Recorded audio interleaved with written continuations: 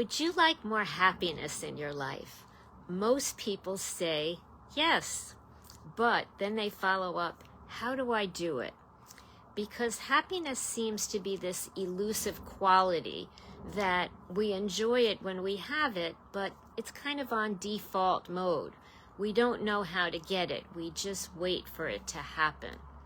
So today, I'm going to talk to you why we feel it's out of our control, why we feel it's elusive, and then I'm going to tell you how to have more control over it, or as I call it, how to build your happiness skill, your happiness muscle.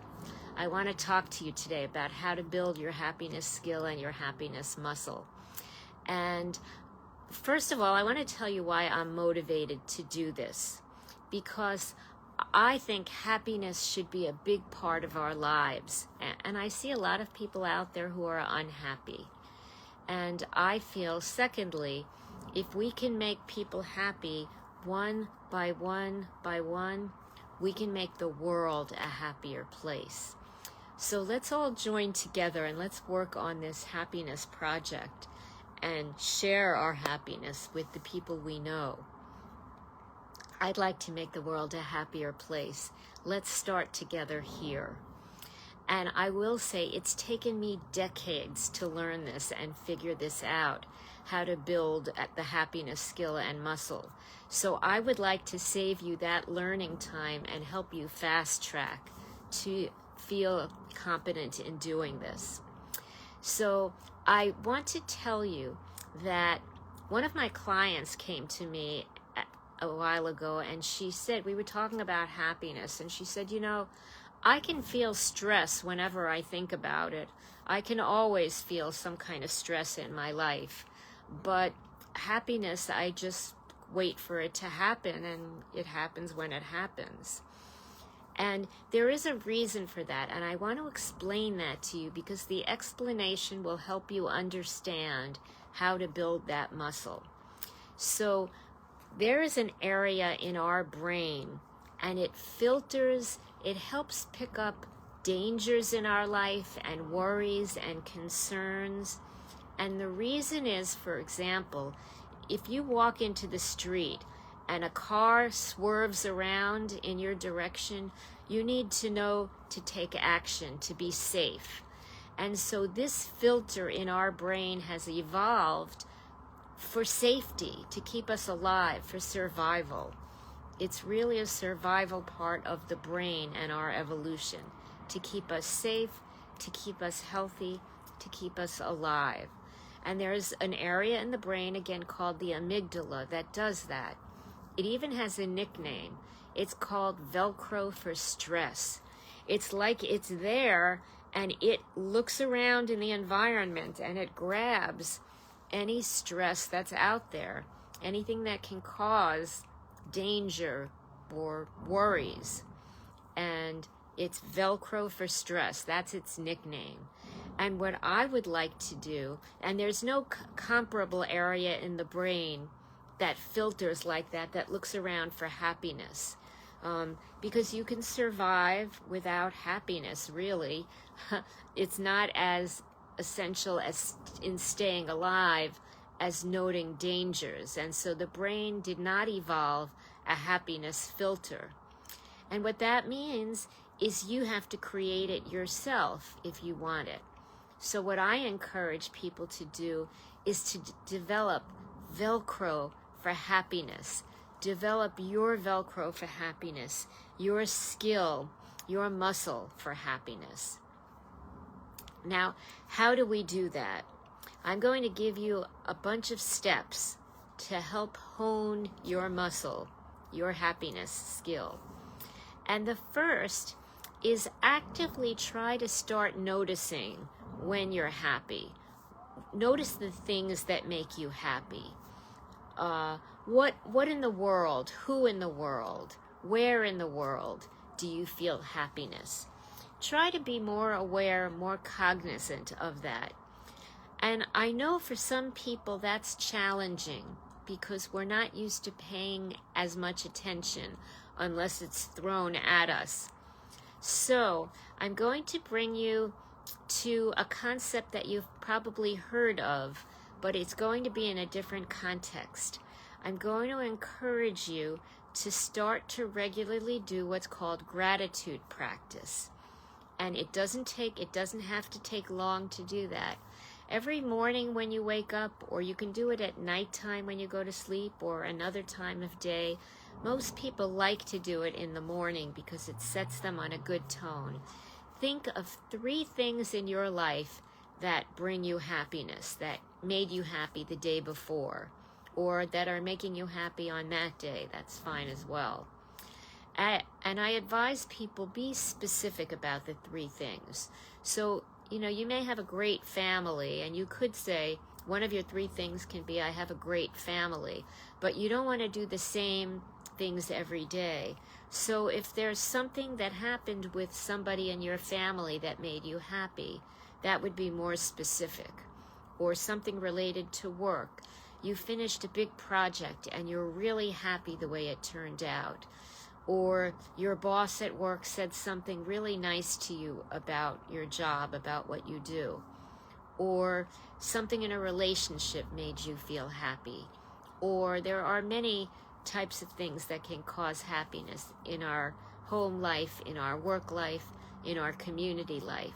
So I would encourage you to really take up that practice, and it doesn't have to take long. It can take 5 minutes just to list off 3 things. Extra credit if you want to keep a notebook and write it down, but you don't have to do that if that's too time consuming. Think of 3 things. That is helpful because not only will you start thinking in the morning and be more aware and be working on your happiness skill, but during the day before, when there are things that can cause happiness that you might have glanced over and passed over, you're going to get more used to noticing things that make you happy. Again, building your happiness muscle, your skill. And when you come to tomorrow morning, you'll think, well, these are 3 things. I can think of even more than 3 things at this point. A lot of my clients tell me. Because you start to become more aware, more alert, more cognizant, more like Velcro for happiness, where you're catching the happiness. It's a great habit. So gratitude practice, you could do it in the morning. Some people like to do it at night before you go to sleep, which is lovely also, to think about things that make you happy. Any time of day, try to make it a regular practice so you get used to noticing things that bring happiness to you. The next idea to build your muscle is to engage in steps and activities that make you happy. So what brings happiness to you? Those of you who know me and what I'm passionate about is music is an area that brings me a lot of passion. A lot of people in my group know I have my own YouTube channel for music that I write and sing. And music really lifts my spirit, brings me joy. So for a lot of people, for some people it's music, some people it's art, either looking at it or creating art. For some people it's sports. Some people it's running or hiking in nature or whatever. What is your source? What activities, what steps make you happy?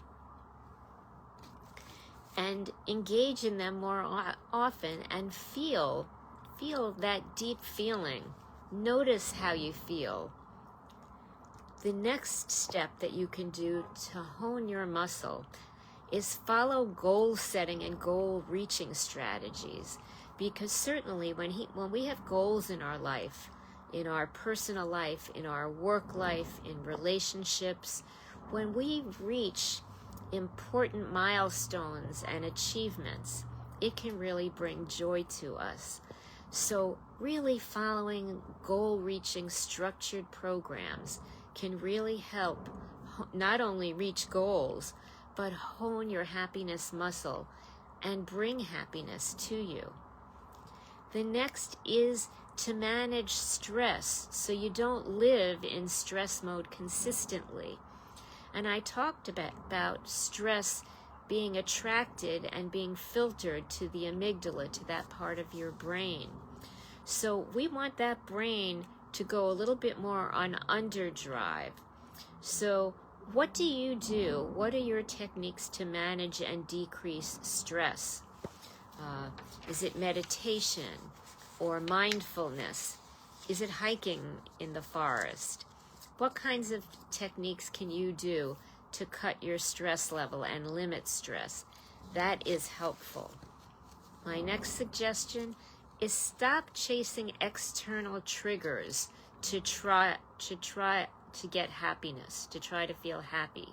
So don't think a bigger car, a bigger house, a bigger vacation is going to make you happy and wait to feel happy then. Because as a lot of people know, when you get a bigger house or a bigger car, then you just want a bigger boat or a bigger pool, swimming pool, or a bigger something else. So happiness shouldn't be a destination. Happiness should be in the journey every day. Even if you're building towards bigger things, like that big house, there needs to be things in your regular days that bring you happiness and that bring you joy and that make you feel elevated and that help you become that Velcro for happiness, so that you are creating opportunities to bring happiness, and yet you get used to noticing them and feeling them. That Velcro for happiness. I want to mention something important in my life, and I often share my personal life to give you examples. And this is one of the reasons why it took me decades to learn this, but I did. So I am a breast cancer survivor, and when I had cancer, it was before I knew most of my strategies and techniques that I use now for happiness, for success, for personal productivity, for goal reaching that I share with the group. But there was one thing that I did right, and I want to mention that. So when I had breast cancer, and this was close to 20 years ago, that was certainly a stressful, challenging situation. But I made a pact to myself that I would not take on the identity of cancer. I did not become cancer or even a cancer person. I was dealing with a challenge, and I was determined every day to feel happiness, to find something each day, even when I was dealing with this big challenge, each day to feel something that brought me happiness. And I think that helped me make a faster, easier, happier recovery.